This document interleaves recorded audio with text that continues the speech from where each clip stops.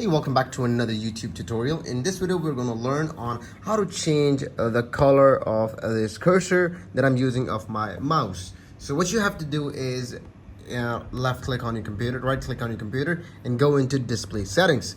Once you go into display settings, you have to search in here and write mouse. You just write a mouse and you will see an option called change mouse pointer size. You're gonna click that, and in here you can see you can choose a color. You can do a black and white color, so it's if it's on black it will show, if it's on a white screen it will show black, if it's on black screen it will show white. So that's the color difference is gonna show. You can turn it into a black, you can turn it into a white, or you can turn it into any color. For any color you're gonna click on this, and in here you can choose a color. And for example, if I choose this one, purple, and look at my mouse, it's purple now. So this is a very easy and quick tutorial on how you can change the color of your cursor of your mouse. And if you find this video really helpful, make sure to leave a comment below and subscribe to this channel. We'll see you in another video. Keep visiting Tides Schooling.